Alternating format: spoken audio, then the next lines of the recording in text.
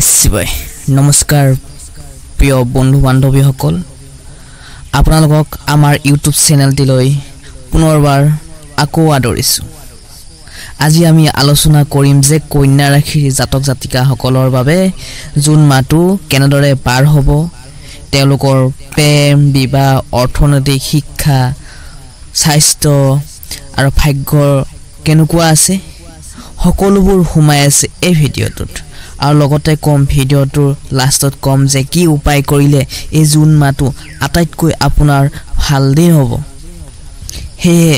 পোন প্ৰথমবাৰৰ বাবে যদিহে আহিছে আমাৰ ইউটিউব চেনেলটিলৈ ভিডিঅ'টো সম্পূৰ্ণকৈ চাবলৈ অনুৰোধ জনোৱা হ'ল প্ৰিয় দৰ্শক যেনেকৈ আমি ঠাণ্ডা দিনত ৰ'দক খুব ভাল পাওঁ ঠিক তেনেকৈ গৰম দিন আহিলে আমি ৰ'দক বেয়া পাওঁ হেয়ে প্ৰতিটোৱে খুজতে আমাৰ সকলোবোৰ বস্তু ভাল লাগি নাথাকে সময়ৰ লগে লগে প্ৰত্যেকটো বস্তুৰ ক্ষেত্ৰত আমাৰ মন দুৰ্বল হয় খং উঠে ঠিক তেনেকৈ জীৱনটোত আমি আগবাঢ়ি যাবলৈ ভাল বেয়া থাকিবই হেয়ে নিজৰ ওপৰত ভৰসা ৰাখি আগবাঢ়ি যাওক স্বাস্থ্যৰ দিশত সজাগতা হওক প্ৰিয় দৰ্শক তেনেহলে আহকচোন আমি পলম নকৰি ভিডিঅ'টোৰ মাজেৰে গতি কৰোঁ প্ৰথমে আমি জানি লওঁ আপোনালোকৰ শুভ দিন হৈছে 3, 6, 12, 18, 29 জুন শুভ ৰং হৈছে হালধীয়া আৰু সেউজীয়া শুভ দিশ হৈছে উত্তৰ আৰু পূব এইবাৰ আমি প্ৰথমে জানি লওঁ আহকচোন আপোনালোকৰ ৰাশিফল অথবা ভাগ্যফল 2025 চনৰ জুন মাহত কন্যা ৰাশিৰ ওপৰত শুক্ৰ আৰু মংগলৰ গুৰুত্বপূৰ্ণ প্ৰভাৱ পৰিছে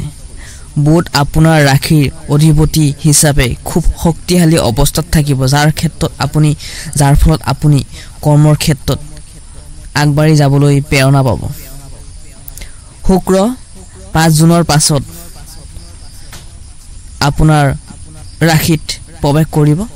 যাৰ ফলত কিছু ক্ষেত্ৰত সমস্যাও আহিবও পাৰে হেয়ে সাৱধান হৈ থাকিব লাগিব 15 জুন ৰবি 15 জুনত পাছত দশম ঘৰত আহিব যাৰ ফলত আপোনালোকৰ প্ৰেম আৰু দাম্পত্য জীৱন কিছু ক্ষেত্ৰত সমস্যাও আহিব পাৰে কিন্তু সেই সমস্যা মাটো লাষ্টলৈ নাথাকে হেয়ে মই অলপ আগতে কৈছো বৰষুণ সদায় হৈ নাথাকে ৰ'দো দিব ধৈৰ্য ৰাখক আকৌ ৰ'দ দিলে আমি ৰ'দক বেয়া পাওঁ আৰু বৰষুণ দিলে বৰষুণ বেয়া পাওঁ নহয় জানো মানুহৰ মনটো কেতিয়াও আমি সন্তুষ্ট কৰিব নোৱাৰো নহয় জানো হেয়ে নিজৰ ওপৰত সন্তুষ্ট ৰাখি ভাল লাগি নিজৰ কামবোৰক ভাল পাই কিন্তু শুভ আৰম্ভণি কৰক কাৰণ আপুনি এজন ভাগ্যৱান আৰু ময়ো এজন ভাগ্যৱান যে আজি আমি ইমান ধুনীয়া দিনটো আপুনি মই দেখিবলৈ পাৰিছো খোজকাঢ়িবলৈ পাৰিছো কথা ক'ব পাৰিছো চলিব পাৰিছো নহয় জানো এই নিজকে ভাগ্যৱান বুলি ভাবি কেনে আমি কৰ্ম কৰোঁ বন্ধুসকল আপোনালোকক মই শিকাই থকা নাই ৰাস্তাটো দেখাই দি আছো সো প্ৰিয় দৰ্শক আমি জানি লওঁ আহকচোন লাভ ৰিলেশ্যনশ্বিপ প্ৰেম ভালপোৱা দাম্পত্য জীৱন কেনেকুৱা ধৰণৰ হ'ব যিকোনো একেটা সম্পৰ্কত যদি আপুনি লিপ্ত হৈ আছে তেওঁলোকৰ মাজত বিশ্বাস আৰু আত্মবিশ্বাস বৃদ্ধি ঘটিব 5 জুনৰ পাছত শুক্ৰ লাভ ঘৰত প্ৰৱেশ কৰাৰ ফলত প্ৰেমৰ ক্ষেত্ৰত বহু দিনৰ ভুল বুজাবুজি হৈ আছিলে যদি আপুনি তাৰ ক্ষেত্ৰত আপুনি সমাধান হ'ব যিজনে এতিয়াও প্ৰেমিকা পোৱা নাই তেওঁলোকৰ নতুন কাকো বিচাৰিবলৈ এটা শুভ সময় কিন্তু যদি আপুনি কাৰোবাক বিচাৰিছে ভাল লাগি আছে তেনেহলে এই মাহটো অত্যন্ত শুভ হ'ব বৈবাহিক জীৱনৰ পুৰণি মানসিক দূৰত্ব কমিব কিন্তু মানসিকভাৱে আপোনাৰ সমস্যাবোৰ আপোনালোকৰ কিছু সমস্যা সমাপ্ত হ'ব কিন্তু নতুন সমস্যাও দেখা দিব দাম্পত্য জীৱনত সহযোগিতা আৰু শান্তি বজাই ৰখাটো খুবেই দৰকাৰ শুভ তাৰিখ হৈছে 6 জুন 11 জুন 18 জুন আৰু 28 জুন লাভ আৰু ৰিলেশ্যনশ্বিপৰ ক্ষেত্ৰত এবাৰ আমি জানি লওঁ আহকচোন শিক্ষা আমি জীৱনত ভাল বন্ধুটোৱে হৈছে শিক্ষা শিক্ষা নহলে একো নাই আমি সৰুৰ পৰাও শিকো ডাঙৰৰ পৰাও শিকো হেহে জীৱনৰ আমাৰ সবচে ডাঙৰ লগৰ ইটোৱে হৈছে এডুকেশ্যন শিক্ষাৰ ক্ষেত্ৰত কন্যা ৰাশিৰ জাতক জাতিকা সকলৰ ক্ষেত্ৰত বিশেষকৈ যিসকলে প্ৰতিযোগিতামূলক পৰীক্ষাৰ বাবে প্ৰস্তুতি চলাই আছে তেওঁলোকৰ মনোযোগ আৰু আত্মবিশ্বাস উন্নতি ঘটিব নিজৰ মনৰ মাজত বিদেশত শিক্ষা গ্ৰহণ কৰিব বিচাৰে যদি 15 জুনৰ পাছত সুযোগ দুৱাৰ মেলিব আপোনাৰ যিয়ে অভিভাৱকে নিজৰ সন্তানৰ শিক্ষাৰ বাবে চিন্তিত হৈ আছে তেওঁলোকে এই মাটো সন্তানৰ ফালৰ পৰা ভাল খবৰ পাব এবাৰ আমি জানিলো আহকচোন কৰ্মৰ ক্ষেত্ৰত কেনে ধৰণৰ লাভ হ'ব কৰ্মই ধৰ্ম নহয় জানো সদায় আমি কামবোৰত সৰু ডাঙৰ নাথাকে মুঠতে সেই কামটো শুদ্ধ হ'ব লাগে নহয় জানো বুধ আৰু ৰবিৰ শুভৰ সংযোগৰে আপোনাৰ চিন্তা শক্তি সিদ্ধান্ত লোৱাৰ ক্ষমতা আকৰ্ষণীয় হ'ব যিসকলে চাকৰি বিচাৰি আছে 15 জুনৰ পাছত নতুন অফাৰ অহাৰ সম্ভাৱনা আছে শুভ তাৰিখ হৈছে 3 জুন 12 জুন 19 জুন আৰু 29 জুন আৰ্থিকৰ দিশত ক'বলৈ গ'লে ফাইনান্সিয়েল প্ৰবলেমটো আমাৰ আপোনাৰো আছে মোৰো আছে প্ৰত্যেকটো মানুহৰ ফাইনান্সিয়েল প্ৰবলেম কম বেছি পৰিমাণ থাকে হেহে ব্যৱসায় কৰা লোকসকলৰ বাবে জুন মাহৰ পাছত লাভ হ'ব কিছুমান ক্ষেত্ৰত খৰচ হোৱাৰ মাত্ৰা দেখা গৈছে কিন্তু গৃহস্থলীত খৰচ কৰিবই লাগিব নিজৰ পৰিয়ালত খৰচ কৰিবই লাগিব হেতু কিন্তু আপুনি এলা কৰিব নালাগিব নতুন বিনিয়োগৰ চিন্তা থাকিলে 20 জুনৰ পাছত সিদ্ধান্ত লওক উপায়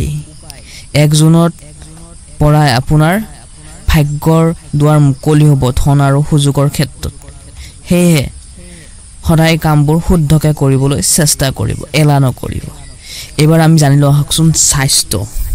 মানসিক অশান্তিত যদি আপুনি ভুগি আছে কেনেকৈ তাৰ পৰা ওলাব পাৰিব কাজিয়াৰ পৰা আঁতৰি থাকক কাৰণ মানসিক শান্তি তেতিয়াহে পাব খাদ্যৰ বিষয়ে আপুনি নিজকে সতৰ্ক হওক গেছৰ সমস্যাৰ কাৰণে আপোনাৰ মাথাৰ সমস্যা হ'ব পাৰে কঁকলৰ সমস্যা হ'ব পাৰে হে স্বাস্থ্যটোৰ প্ৰতি যত্ন লোৱাটো খুবেই দৰকাৰ স্বাস্থ্যৰ ক্ষেত্ৰত খাদ্য লোৱাত মানি চলিব লাগিব বাকিৰ ক্ষেত্ৰত কিন্তু আপোনালোকৰ যথেষ্ট ভাল সোমবাৰে উপাস থাকক ওম নমঃ শিৱায় মন্ত্ৰ 108 বাৰ জপ কৰক বিশেষকৈ সোমবাৰে প্ৰিয় দৰ্শক জুন মাহত সোমবাৰে শিৱ মন্দিৰলৈ গৈ বেলপাত দান কৰক বিশেষ টিপস নিজৰ পূজা ঘৰত শুদ্ধ মনৰে প্ৰদীপ জ্বলাওক আপোনাৰ আহিবলগীয়া দিনবোৰৰ কাৰণে ভৱিষ্যতৰ কাৰণে মা দেউতাৰ কাৰণে সন্মান কৰক ভাগ্য দুৱাৰ মুকলি হ'ব তেনেহলে মা দেউতাই হৈছে আমাৰ সবচে ডাঙৰ লগৰী যিয়ে নেকি আমাক বিপদৰ সময়ত সহায় কৰে হেহে মা দেউতা কেতিয়াও অৱহেলা নকৰিব চেষ্টা কৰক ভাল হলেও বেয়া হলেও মা দেউতা নহয় জানো এই মাহত কন্যা ৰাশিৰ জাতক জাতিকা সকলৰ বাবে প্ৰেম উজ্জ্বলতা থাকিব দাম্পত্য জীৱন আনন্দ হ'ব শিক্ষা উন্নতি হ'ব কৰ্মতো সফলতা পাব কিছু ক্ষেত্ৰত আৰু আৰ্থিকৰ দিশত স্থিৰতা অনুকূল দেখা পোৱা গৈছে যদিও স্বাস্থ্যৰ ক্ষেত্ৰত কিছুমান সাৱধান হ'ব লাগিব কিছুমান ক্ষেত্ৰত এই মাত্ৰ আপোনাৰ বাবে ভাল ধৰণে পাৰ হওক তাৰে কামনা কৰি আজি এই বিশেষ ভিডিঅ'টোৰ পৰা আমি বিদায় মাগিছো যদি এই ভিডিঅ'টো ভাল লাগিল তেনেহলে লাইক শেয়াৰ কৰিবলৈ একেবাৰে নাপাহৰিব আকৌ নেক্সট ভিডিঅ'ত আপোনালোকৰ নেক্সট মাহটোৰ ৰাখি বৰত লগ পাম ধন্যবাদ ওম নমঃ শিৱায়